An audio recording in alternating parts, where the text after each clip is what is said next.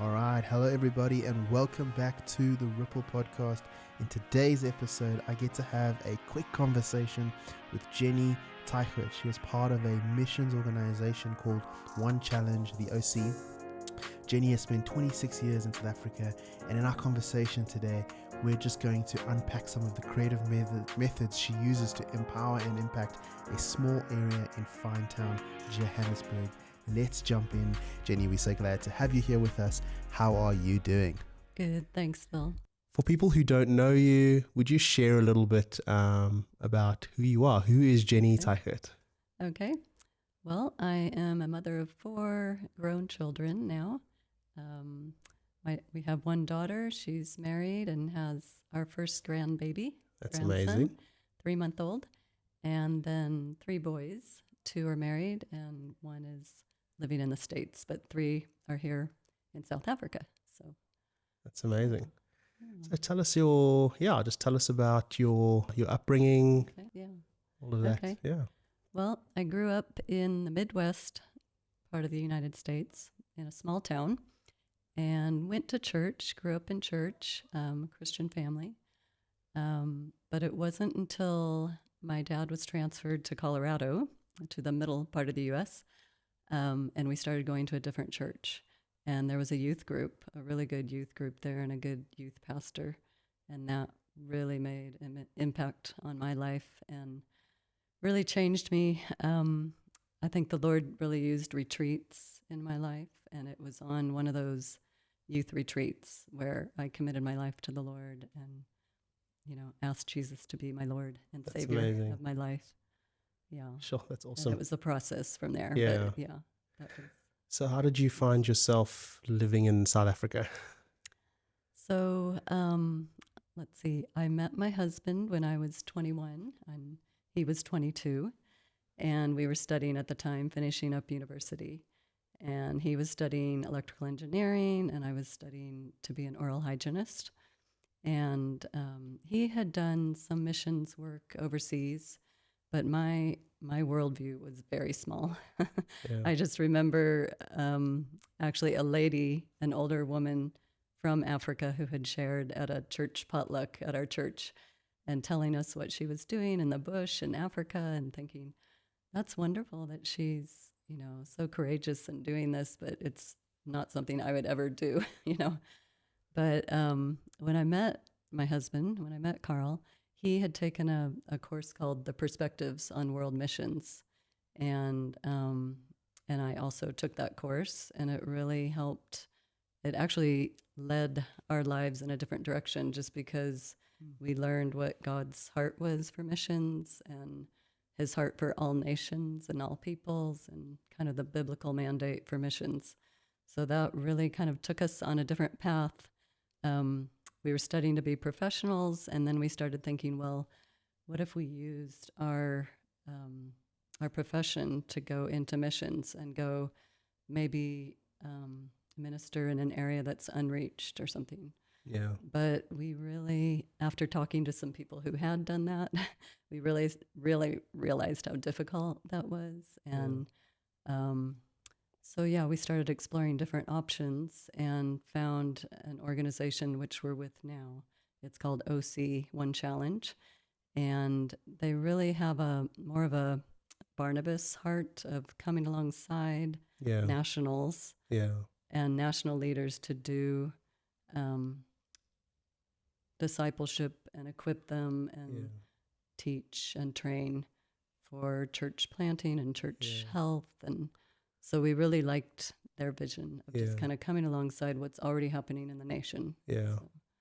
Sure. That's amazing. That's amazing. How long have you guys been a part of the OC? So we joined in 94, and then we arrived here in South Africa in 97. Sure. So we've been here 26 years. 26 years. That's a long time. That's amazing. Yeah, it's hard to believe. And you mentioned trying to use your professions to spread the gospel and stuff like that as missions. Mm-hmm. So going into the mission field, not necessarily as a missionary specifically just to preach the gospel, but to actually use the gifts and the skills that you studied for and stuff like that. And so what was that process in terms of figuring out that, you said a couple of people were like, it doesn't quite work. I think my husband really was the one that really felt like he was more called to do something that was not that engineering wasn't going to be making an eternal impact with people, but that he wanted to do something where he was going to be making more of an impact, where it was going to be multiplying. What he put into leaders and what he taught them was going to be multiplying. So that was a big thing. And then we started having kids at that time. So my ministry actually became my ministry to my kids. That's staying home. Was really what I wanted to do was, stay home and be a stay-at-home mom. But I also wanted to have some type of impact in the community. Yeah. So then when we moved here, we joined a team, and one of our colleagues did this Sunday school teacher training. Yes. And it wasn't anything that was on my radar, really. Yeah. I mean, when I came here, someone gave me the scripture, Psalm 37:4. Delight yourself in the Lord, and He will give you the desires of your heart. Commit your way to Him, trust Him, and He will do it. So I just really held on to that verse because I didn't know exactly what I was going to be doing because I did want to do something that was going to be significant here in South Africa. So I joined her with the Sunday school teacher training, and that was all new to me, but I just kind of stepped in and started helping her, and really that's enjoyed awesome. it. So, that's amazing. Take us through that process. You said creative Sunday school teaching, and what does it look like? Teacher training. So what it is we really wanted to try to impact people in the rural areas at first. We do the training in the cities too, but we really saw that there was a need in the rural areas. So we tried to come up with ideas that they might have around their home, things that they could use around the home. So using things to teach Bible memory and games and puppets and just doing drama, and then putting a simple lesson plan together. So they didn't have to have curriculum, but it was helping them just to have lots of different ideas, creative ideas, and then they could take those ideas and then put their lesson plan together and come up with a lesson. So sure. So it's been exciting. It's been rewarding.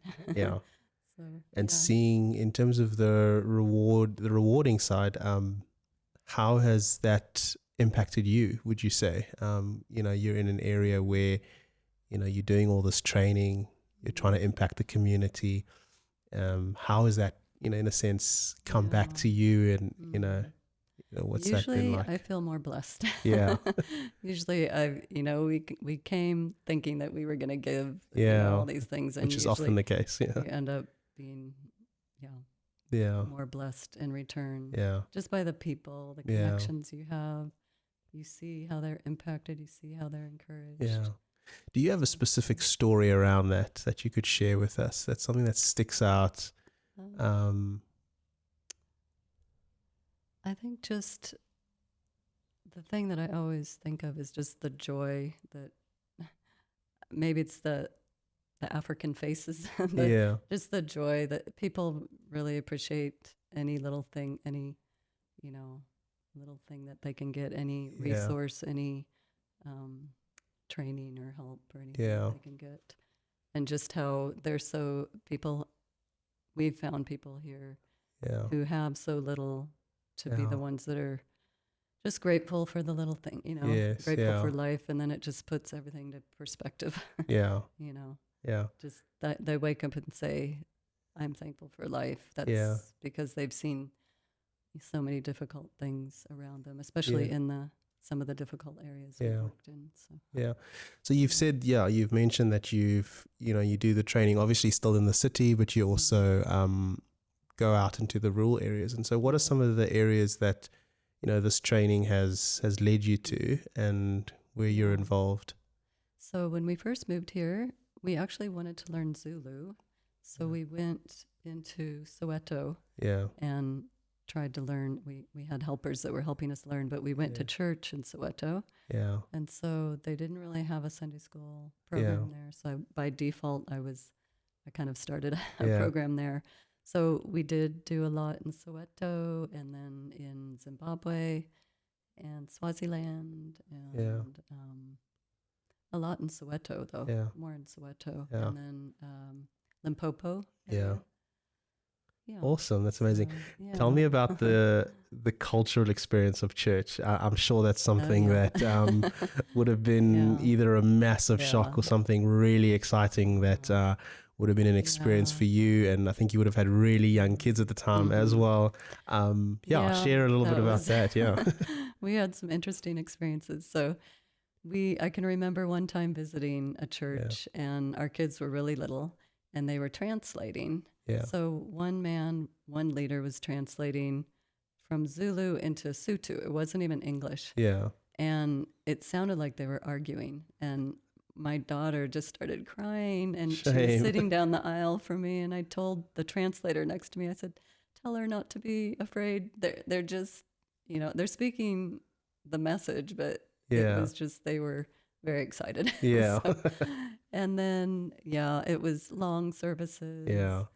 Not in our home language, obviously, and having translators, and long for our kids. But I think it was easier once I helped start the children's program. Then they could help me.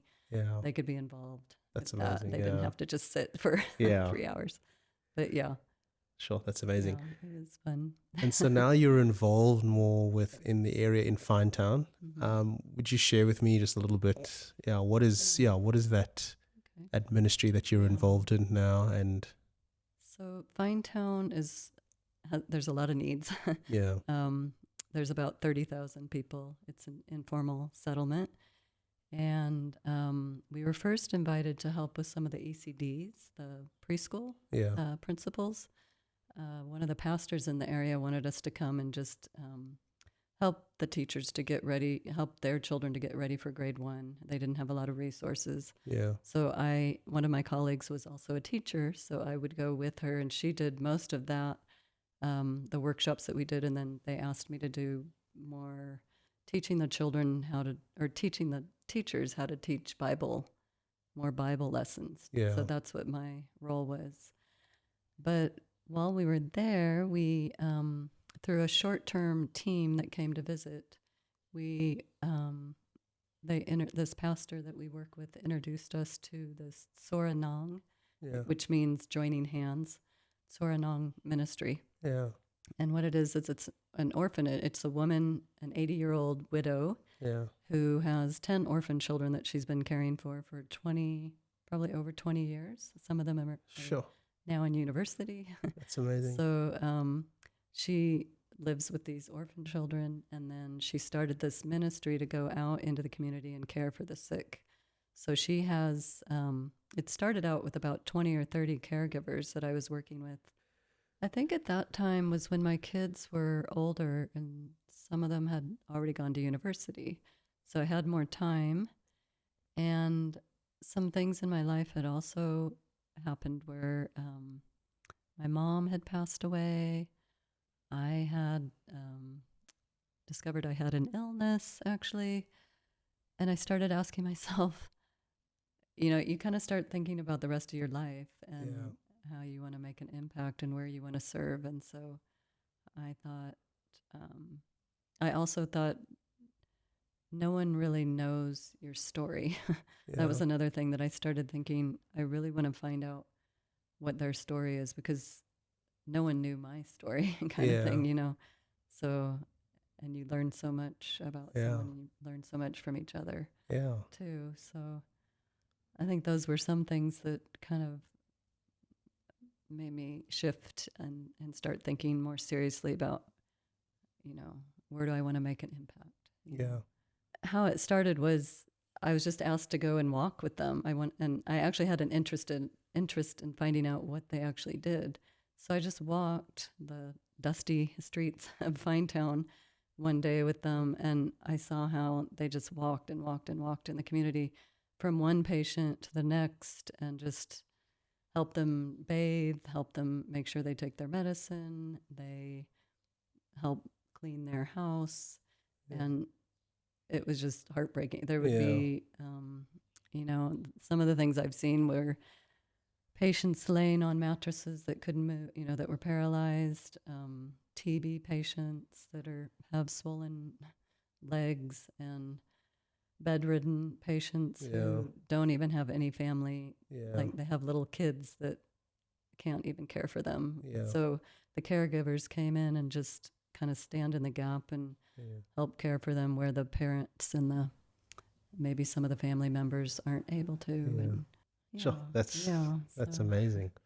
How often are you involved in this ministry? And aside from some of the needs you've kind of mentioned, what are like some of the glaring needs that you see in this informal settlement? You said there's around 30,000 people that live in the settlement. It's I would say over 85% unemployment. So unemployment, crime, drugs, really bad.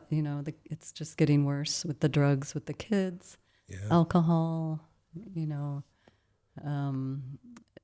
Just since COVID, we've seen how it's just people trying to survive, basically. Yeah. That's what they're trying to do. So, we've tried to help the caregivers with small businesses and helping them to become more self-sustainable. Really tried to make a point of not going alone. Yeah. Because I couldn't provide, I could provide some encouragement for them, but as far as training and things, we started to have people come in and do HIV and AIDS training with the caregivers, more education, with them, and help them to start plant gardens and kind of a big tomato garden that they planted to be more self-sustainable. And then I found a counselor who's at Finetown Counseling Center that does trauma and grief counseling. Yeah. So she's done about 16 weeks of just counseling, listening to their story.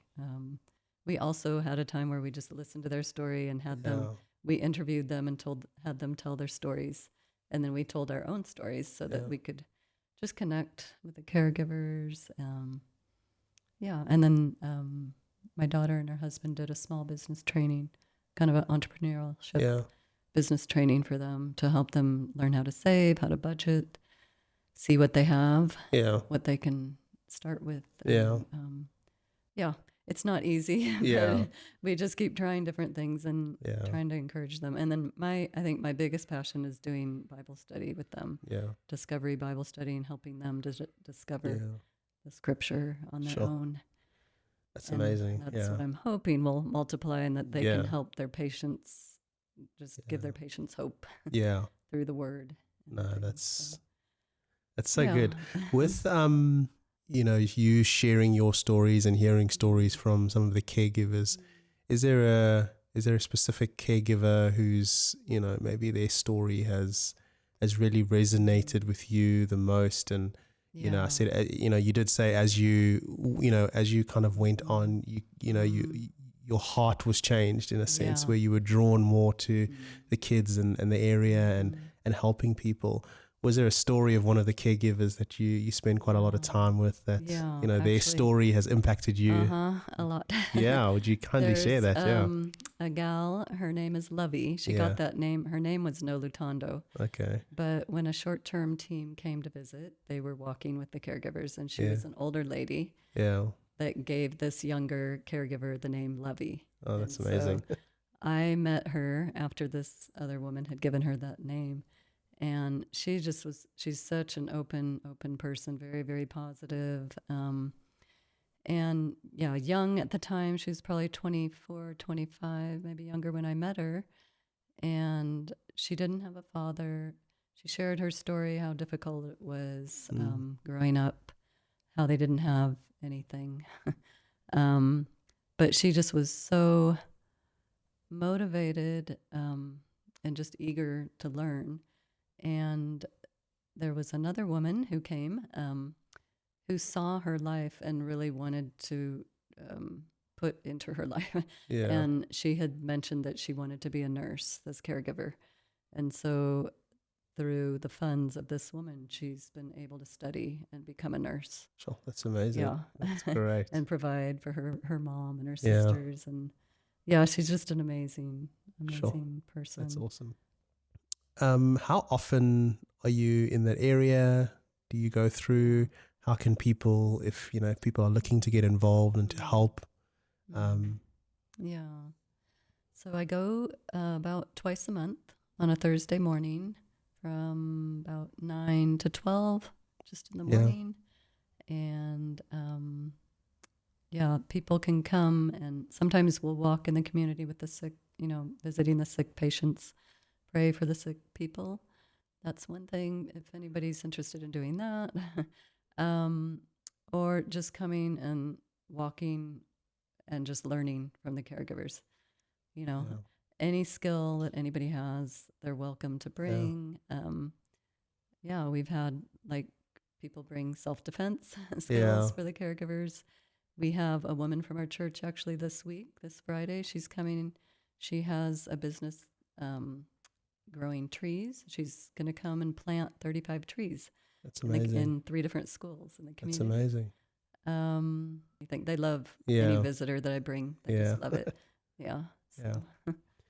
If there's something you would love to leave with people listening, and what's something you'd love to encourage people with, in terms of you've gone along this journey and you're making an impact, and you've seen the change that you've made in Finetown and all these other areas that you've been involved in, whether you've gone overseas, and what's something you would leave with those listening? I think one thing would be to step out of your comfort zone. Because that's where you really learn. I almost feel like I was forced out of my comfort zone in a way. And don't be afraid to try new things. Maybe you don't know exactly what your gifting is, and just trying different things, serving different areas. But if you do, when you do find out what your gifting is, just to be who God's made you to use, just to focus on really living out your gifting. So that you can see the fruit, more fruit, and bring people along. Don't do it alone. I think it's good, we have each other. We don't have to do anything by ourselves. We can that's amazing. Serve and minister together, and fill in the gaps. And then I think also just having a prayer group, prayer support around you, praying for one another. That's what I would leave with people. No, that's amazing. Yeah. That's great. Thank you so much for sharing. Sure. And we trust that people that hear your story, hear where you're getting involved, and that, if people are looking for an area to get involved, I think there's always a need. There's always space to bring hope. There's always space to help people. And even with the Sunday school teacher training, if people are interested. So it's amazing. So well, hopefully people will be inspired to get involved, whether it's with you or to start something that maybe God's put on their heart. So thank you for sharing, and thank you for being a part of this. Thanks, Paul. Cool. Thanks so much. Thank you.